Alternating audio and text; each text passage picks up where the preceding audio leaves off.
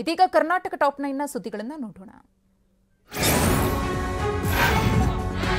ಖಾಸಗಿ ಕೃಷಿ ಕಾಲೇಜುಗಳಿಗೆ ಅನುಮತಿ ನೀಡುವುದನ್ನು ವಿರೋಧಿಸಿ ಬಳ್ಳಾರಿಯಲ್ಲಿ ವಿದ್ಯಾರ್ಥಿಗಳು ಪ್ರತಿಭಟನೆ ನಡೆಸಿದರು.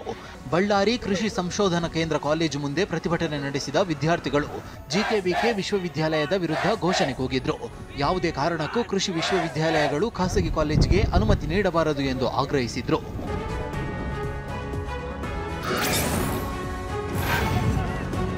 ಗದಗ್ನಲ್ಲಿ ಕಾರ್ಮಿಕರ ಮಕ್ಕಳಿಗೆ ನೀಡುತ್ತಿದ್ದ ಧನ ಸಹಾಯವನ್ನ ಸಂಪೂರ್ಣವಾಗಿ ರದ್ದು ಮಾಡಲಾಗಿದೆ. ಕಳೆದ ಸರ್ಕಾರದ ಅವಧಿಯಲ್ಲಿ ಕಾರ್ಮಿಕರ ಮಕ್ಕಳ ಶಿಕ್ಷಣಕ್ಕೆ ಬಂಪರ್ ಅನುದಾನ ನೀಡಲಾಗಿತ್ತು. ಆದರೆ ಗ್ಯಾರಂಟಿ ಯೋಜನೆಗೆ ಹಣ ಒದಗಿಸಲು ಧನ ಸಹಾಯ ರದ್ದು ಮಾಡಲಾಗಿದೆ ಎಂಬ ಆರೋಪ ಕೇಳಿಬಂದಿದೆ. ಕಾಂಗ್ರೆಸ್ ಸರ್ಕಾರದ ವಿರುದ್ಧ ಕಾರ್ಮಿಕ ವಲಯದಲ್ಲಿ ತೀವ್ರ ಅಸಮಾಧಾನ, ಆಕ್ರೋಶ ವ್ಯಕ್ತವಾಗಿದೆ.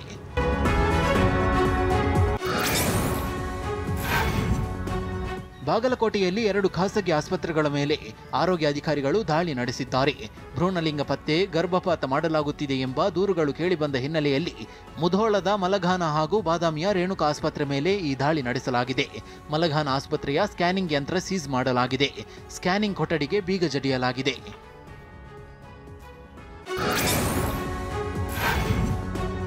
ಚಿತ್ರದುರ್ಗ ಜಿಲ್ಲಾಸ್ಪತ್ರೆಯಲ್ಲಿ ಸರ್ಜರಿಗೆ ಲಂಚ ವಸೂಲಿ ಮಾಡಿರುವ ಆರೋಪ ಕೇಳಿಬಂದಿದೆ.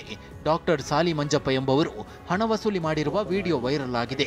ಸರ್ಜರಿಗಾಗಿ ಡಾಕ್ಟರ್ ಸಾಲಿ ಮಂಜಪ್ಪ 4,000 ರೂಪಾಯಿ ಲಂಚಕ್ಕೆ ಬೇಡಿಕೆ ಇಟ್ಟ ದೃಶ್ಯ ಮೊಬೈಲ್ನಲ್ಲಿ ಸೆರೆಯಾಗಿದೆ. ಈ ಘಟನೆಯನ್ನು ಖಂಡಿಸಿ ಮಹಾನಾಯಕ ದಲಿತ ಸೇನೆ ನಾಳೆ ಜಿಲ್ಲಾಸ್ಪತ್ರೆಯಿಂದ ಡಿಸಿ ಕಚೇರಿವರೆಗೆ ಪ್ರತಿಭಟನೆಗೆ ಕರೆ ನೀಡಿದೆ.